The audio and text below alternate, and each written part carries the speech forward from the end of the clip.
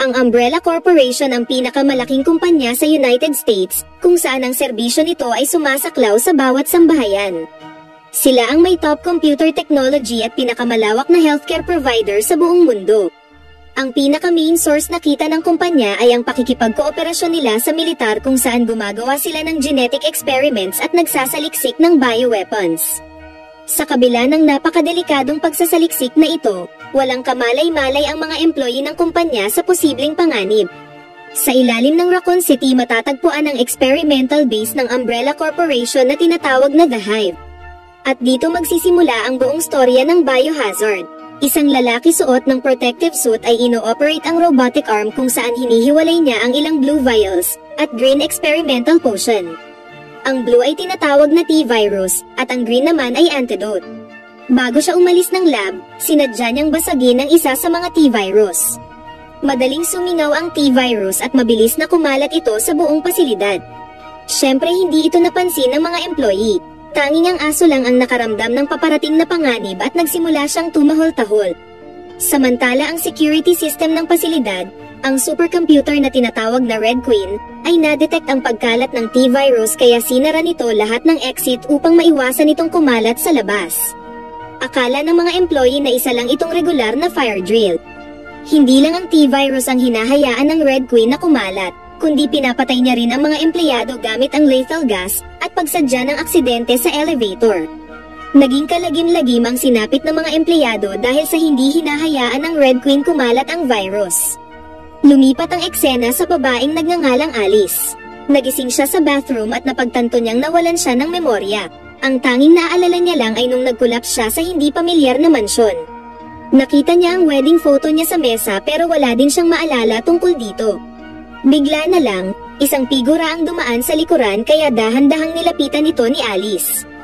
Isang estranghero ang biglang humili kay Alice. Bago pa malaman ni Alice kung anong nangyayari, ilang mga commandos ang pumasok sa bintana at agad nilang sinunggaban ang lalaki. Sinabi ng lalaki na isa siyang pulis pero hindi siya pinaniwalaan. Lumapit ang leader ng komando kay Alice para humingi ng report na mas lalong ikinalito ni Alice. Kalaunan napagtanto ng grupo na ang mansyon ay na-activate ang defense system nito, kung saan nagpakawala ito ng gas na nag-uudyok ng pagkawala ng malay. Ito din ang dahilan kung bakit nawala ng malay si Alice at nagkaroon ng amnesia pagkagising niya. Nagpakilala ang lalaki bilang si Matt. Nang ipakita niya ang kanyang ID, napagtanto ng grupo na walang impormasyon patungkol sa kanya sa police department system. Gayunpaman dahil sa tumatakbo ang oras, napilitan na lang ang mga komando na isama si Matt patungo sa The Hive. Pagdating nila sa ibaba, isang tren ang nakapark na magdadala sa kanila papunta sa Hive Experimental Base. Ilang sandali pagtapos nilang makaalis, natagpuan nila ang walang malay na lalaki sa isang compartment. Tulad ni Alice, nawala din ang memorya niya dahil sa epekto ng anesthetic gas. Napagtanto ni Alice na ito ang lalaking nakita niya sa wedding photo, at ilang memorya ng nakaraan ang sumagi sa isip niya. Kalaunan nakarating na rin ang grupo sa kanilang destinasyon. Nang papasok na sila sa main gate ng The Hive, tinanong ni Alice sa leader kung ano ba talaga ang nangyayari. Walang paga-atubili, inamin na rin ng leader na sila ay inutusan ng Umbrella Corporation. Ang mansyon ay nagsisilbi palang emergency entrance ng The Hive, at si Alice pati ang lalaki na nasa wedding photo ay mga security personnel na inatasang magpoprotekta sa entrance, at ang kanilang pagiging mag-asawa ay palabas lamang upang hindi sila mapagkamalang mga security personnel. Ngayon, dahil sa isang aksidente ang nangyari sa loob ng Hive, inactivate ng supercomputer na Red Queen ang buong security system kung saan pinatay nito halos lahat ng empleyado. Kaya ang misyon nila ay may shutdown ng Red Queen at alamin kung ano talaga ang pinagugatan ng pangyayari. Kalaunan bumukas na ang pinto sabay pumasok na ang grupo sa loob. Sinuri muna nila kung may toxic gas ba sa paligid at nakumpirma nilang maayos naman ang lahat. Dahil sira ang elevator, kailangan nilang gumamit ng hagdan upang bumaba sa pinakaibaba ng Hive. Gayunpaman habang nasa Red Queen mainframe room sila, nadiskubre nila na ang buong laboratorio ay binabaha. Kailangan nilang maghanap ng alternatibong ruta para magpatuloy. Gayunpaman hindi nila napansin na ang mga nalunod na employee ay biglang bumukas ang mga mata. Pagkatapos nagtungo ang grupo sa napakalaking warehouse na puno ng mga containers, kung saan may nakasaksak dito na mga tubo. Si Matt at dalawang komando ay magpapaiwan habang ang iba naman ay didiretso sa mainframe room. Matapos makalusot sa warehouse, nakarating na rin ang team sa pinto ng mainframe room. Kinulikat ni Kaplan ang program sa computer upang bumukas ang pinto. Para makarating sa engine room, kailangan muna nilang dumaan sa transparent na lagusan at sa dulo nito, may isa pang pinto. Sa husay ni Kaplan sa computer ay nagawa niya rin itong mabuksan. Pero nang pumasok na ang ilang miyembro pa ng komando, nagsara muli ang pinto at inactivate ng Red Queen ang defense system. Sinubukang pigilan ito ni Kaplan pero mas komplikado pa pala ito kesa sa inaasahan niya. Sumunod na nangyari ay isang kalagim-lagim ang sinapit ng mga komando. Ilang laser beam ang nabuo sa daanan at papalapit ito sa kanila. Sa kasamaang palad, isa sa mga babae ay hindi agad nakailag kaya naputol ang ulo niya.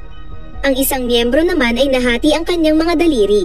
Ang mas malala pa, hindi nila mapahinto ang mga laser. Ilang mga laser pa ang sumunod. Isa sa komando ang sinubukang tumalon pero biglang lumipat ang trajectory ng laser at nahati ang katawan niya. Nagawa naman umilag ng leader pero hirap pa rin si Kaplan mapatigil ito. Sa kasamaang palad, ang sumunod na laser ay mas matindi pa at hindi na talaga nakaligtas ang leader ng komando. Pagbukas nila ng pinto, natakot ang bawat isa sa nakita. Bago pa sila makapasok sa mainframe room ay nawala na sila ng ilang miyembro. Pero sa mga puntong ito ay hindi pa rin sila sumusuko. Dahan-dahang naglakad si Kaplan, handa siyang ipagpatuloy ang misyon. Nagpasya na rin si Alice sumunod. Ilang sandali lang narating na nga nila ang mainframe room. Gayunpaman habang ini-install nila ang device sa mainframe, biglang nagpakita sa kanila ang Red Queen kung saan binalaan sila na wag nilang itutuloy ang plano nila dahil mas matinding konsekwensya ang kakaharapin nila. Pero hindi nila pinansin ang babala ng Red Queen at tuluyan na nga nilang shutdown ito. Ngayon, dahil sa naka-shutdown na nga ang Red Queen, ang buong security system ay nag-collapse at ang mga experimental subjects sa containers ay nagkaroon ng buhay. Lahat ng mga safety doors ay nabuksan din. Nakarinig ang tatlo sa warehouse ng kakaibang tunog, kaya sinuri ito ni Rain at tumambad sa kanya ang isang researcher. Wala siyang kamalay-malay na ang researcher ay infected ng T-virus at isa ng zombie. Biglang kinagat si Rain at napatumba. Mabuti na lang nakarating agad si JD para iligtas si Rain. Tinutukan ni JD ng baril ang researcher pero tumayo lang ito muli. Dahil dito binaril ito ni JD sa binti pero wala itong epekto. Dito nila napagtanto na ang researcher sa harap nila ay hindi pangkaraniwan. Kaya naman pinaulanan ito ni Rain ng bala hanggang sa tuluyan na ngang namatay ang zombie. Dumating na rin doon ang iba pa, ngunit ang katawan ng researcher ay bigla na lang nawala. Bago pa nila mahinuha ang buong sitwasyon, napakadaming zombie na ang pumalibot sa kanila. Tulad ng inaasahan ay pinaulanan nila ito ng bala pero napagtanto nila na ang mga zombie na ito ay hindi basta-basta namamatay. Kaya binaril nila ang mga containers dahilan para sumabog ito. Dahil dito nagkahiwa-hiwalay ang grupo. Si Matt ay na-corner ng zombie habang ilang mga zombie pa ang pilit na lumalabas mula sa container. Mabuti na lang dumating si Alice para iligtas si Matt. Samantala, narating na ng iba ang elevator ngunit nang ipasok na ni JD ang password para buksan ito, napakadaming zombie ang sumalubong sa kanya. Sinubukang iligtas ni Rain si JD pero huli na ang lahat dahil nakagat na si JD ng mga zombie. Ang mas malala pa, dahil sa kanilang ingay ay napukaw nila ang atensyon ng mas agresibo at nakakatakot na nilalang. Habang naglalakad si Alice, napansin niyang biglang nawala si Matt sa likuran niya. Hinanap niya si Matt kung saan-saan hanggang sa nakarating siya sa silid ng mga aso at ang mga aso dito ay nakawala na. Bigla na lang, nakarinig siya ng kakaibang ingay at sa paglingon niya, isang asong zombie ang lumapit sa kanya. Sa sobrang kaba ni Alice tumakbo siya sa laboratorio sabay nilak niya ang pinto. Sa kanyang sorpresa, may isang zombie pala sa loob, pero sa di inaasahan, sinipa ito ni Alice ng walang kahirap-hirap. Nagulat siya sa nagawa at biglang pumasok sa alaala niya na dati pala siyang mahusay na security personnel. Nang kukunin na ni Alice ang pistol sa zombie, bigla namang dumaan ang aso sa salamin na bintana. Lumabas si Alice pero paglingon niyang muli, ilang mga asong zombie pa ang nakaabang sa kanya. Kinuha niya ang baril at sabay-sabay niya silang pinaputukan. Lumabas muli ang aso kanina sa loob pero isang flying kick ang ipinamalas ni Alice na agarang ikinamatay ng aso. Samantala, mag-isa si Matt sa office area, hinahanap ang isang bagay nang bigla siyang atakihin ng zombie. Sa kritikal na sandali, dumating si Alice para iligtas si Matt. Naalala ni Alice ang babaeng zombie na tila nakipagkasundo siya dito noon. Sa parehong sandali, inihayag na ni Matt ang totoong layunin niya. Hindi talaga siyang isang pulis kundi journalist. Ang babaeng nakahiga ay kanyang kapatid. Palihim na pumasok ang kapatid niya dito sa Hive para i-expose ang Umbrella Corporation secret genetic research. Plano niya sanang nakawin ang T-virus sample para sa pagbubunyag, ngunit nasawi siya bago niya maisagawa ang misyon. Batid ni Matt na mayroong kontak ang kapatid niya sa loob ng Hive para tulungan siya. Kaya ngayon suspetya niya na lahat ng pangyayaring ito ay paka na lamang ng kontak niyang yun, kung saan hindi niya lamang trinaydor ang kapatid niya kundi kinuha rin ito ang T-virus para sa kanyang sarili. Dahil sa pumasok na alaala ni Alice sa kanyang isipan, napagtanto ni Alice na marahil siya ang kontak na tinutukoy ni Matt, pero dahil hindi niya ito maalala ng malinaw, pinili niyang isikreto muna ito.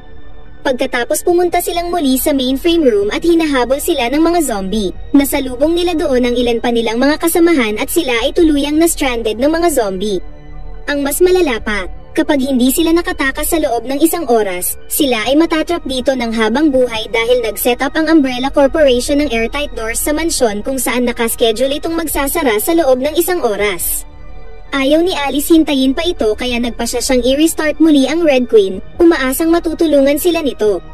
Ngunit para pigilan ang Red Queen sa masamang gagawin nito, inihanda ni Kaplan ang system's main circuit breaker switched off. Bumalik na nga ang Red Queen at ipinaliwanag nito sa grupo na ang T-virus ay isang virus na kayang buhayin muli ang isang nilalang, pero ang mga ito ay wala na sa katinoan. Sa madaling salita, magiging zombie na sila. At kapag masugatan at makagat kanila ay may infected ka, at mapapatay mo lang sila sa pagbaril sa kanilang ulo. Sa tulong ng Red Queen, nakahanap ang grupo ng sikretong lagusan para tumakas mula sa mainframe room, pero sa kanilang sorpresa, kahit ang rutang ito ay puno ng mga zombie. Wala silang choice kundi umakyat sa mga pipes. Sa kasamaang palad si Rain ay nakagat na naman ng zombie pero kahit papaano ay nagawa niya rin naman makaakyat sa mga pipe. Nagpatuloy ang grupo sa pagdaan sa pipe habang hinahabol sila ng mga zombie. Sa kasamaang palad, hindi na matagalan ng steel wire ang bigat kaya nahulog ito. Ang bawat isa naman ay nakarating ng ligtas maliban kay Kaplan na nahulog mismo sa tumpok ng mga zombies. Sa kagustuhan niyang makasurvive, umakyat muli si Kaplan sa isa pang pipe. Nais ni Alice tulungan si Kaplan, pero tumanggi ito dahil batid niyang wala na siyang matatakasan pa. Kalaunan, narating muli ng natirang grupo ang laboratorio. Habang nagmamasid sa pamilyar na kapaligiran, nagkaroon muli ng ilang alaala si Alice. Naalala niya na ang blue ay ang T-virus, at ang green naman ay antidote. Agad siyang nagtungo sa lugar kung saan nakalagay ang virus. Nagsuspecha si Matt kung bakit ito alam ni Alice, kaya ibinunyag ni Alice na siya ang kontak ng kanyang kapatid noon kung saan plano nilang nakawin ang T-virus.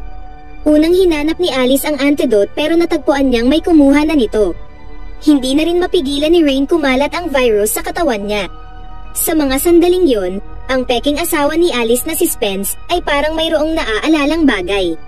Lumalabas na siya pala ang nagnakaw ng T-virus. Narinig niya pala ang pag-uusap ni Alice at kapatid ni Matt, kaya plinano niyang unahan na sila gamit ang security personnel identity niya. Binasag niya rin ang isa sa T-virus para maglikha ng kaguluhan sa buong Hive. Pero hindi niya inasahan na magpapakawala ang Red Queen ng anesthetic gas dahilan para mawalan sila ng malay at memorya. Pakiramdam ni Alice na parang may hindi tama, pero bago pa siya makagawa ng aksyon, binugbog na siya ni Spence. Pagkatapos hinikayat ni Spence silang lahat na sumunod sa kanya para tumakas silang magkasama. Iminungkahi niyang ibenta nila ang T-virus upang yumaman sila. Gayunpaman, hindi sang-ayon si Alice at ang grupo sa plano ni Spence. Lingid sa kaalaman niya, mayroon palang zombie sa likuran at agad na inatake siya. Ngunit madali niya lang itong nabaril at napatumba. Nang subukan ng iba na pasukuin siya, napigilan niya naman ito sabay binantaan niya si Alice na wag nang lalapit pa. Pagkatapos umalis na siya ng laboratorio sabay nilak niya ang steel door. Agad nagtungo si Spence sa train station at kinuha niya ang backpack sa tren. Nang ituturok niya na sana ang antidote, nakarinig siya ng kakaibang ingay. Paglingon sa itaas, nakita niya ang halimaw. Sa pagkatokot, wala nang nagawa si Spence sabay inatake siya ng halimaw at kinain. Ang halimaw na kumain kay Spence ay lalong pang nag-evolve kung saan brinodcast ito ng Red Queen. Ang bawat isa sa laboratorio ay nasaksihan ito. Pinaliwanag ng Red Queen na ito ang early experiment ng The Hive, at kapag ang halimaw ay nakakain pa ng mas marami, lalo itong mag-e-evolve sa mas nakakapangilabot. At dahil sa 20 minuto na lang ang natitira bago magsara ang airtight doors, hiningi nila ang password mula sa Red Queen para makalabas. Pero bago nila ito makuha, kailangan ng Red Queen si Rain bilang kapalit. Dahil ayaw ng Red Queen lumabas ang sinumang infected ng virus. Tumanggi si Alice, pero ang halimaw ay malapit na sa kanila. Habang pinipilit nitong pumasok, nag-shutdown muli ang Red Queen. Muling bumukas ang steel door at si Kaplan pala ang nagbukas nito, at siya rin ang nag-shutdown kay Red Queen. Pagkatapos nagmadali sila tungo sa train station. Sumakay na sila ng tren para tumakas mula sa Hive. Nang turukan na ni Alice si Rain ng antidote, nakahabol pala sa kanila ang halimaw. Lumuso ang matatalim na kuko nito sa tren at sa kasamaang palad ay nasugatan din si Matt. Pagkatapos, nagbukas ang backdoor at si Kaplan sa kasamaang palad ay nahila ng halimaw. Nagmadali si Matt isara ang pinto, pero ang bakal na pinto ay hindi umubra sa lakas ng halimaw. Binaril ni Alice ang halimaw pero wala itong silbi, sabay hinila siya ng halimaw gamit ang dila. Sa mga kritikal na sandali, ginamit ni Matt ang bundle ng pipe para atakihin ang halimaw. Kinuha ni Alice ang isang pipe para isaksak sa dila ng halimaw. Sinigawan niya si Matt na buksan nito ang pinto sa ilalim, pero kinuha lang ni Matt ang baril at napansin niyang si Rain ay tuluyan ng naging zombie. Tila ba hindi gumana ang antidote dahil kumalat na ng husto ang T-virus sa katawan ni Rain. Wala nang nagawa si Matt kundi barilin si Rain sabay binuksan niya na ang pinto sa ilalim. Habang papatakbo ng mabilis ang tren, sumabog ang halimaw dahil sa matinding friction, pagkatapos sinara na ni Matt ang pinto. Sa huli, nagawa nilang makatakas sa villa bago magsara ang airtight door. Gayunpaman, habang naghahanda si Alice turukan ng antidote si Matt, ilang grupo ng mga nakasuot ng protective suit ang lumabas. Kinuha nila si Matt at Alice. Paggising ni Alice, natagpuan niya ang sarili na puno ng mga karayom. Hinila niya ang mga karayom sabay lumabas siya ng ospital. Nadiskubre niya na ang buong ospital ay walang tao, at sa paglabas niya, tumambad sa kanya ang napakamagulong estado ng lugar. Lumalabas na kumalat na nga ng husto ang zombie virus, at dito na po nagtatapos ang unang kabanata ng pelikula. Sana samahan niyo akong subaybayan ang mga susunod pang kabanata. Maraming salamat po sa panonood.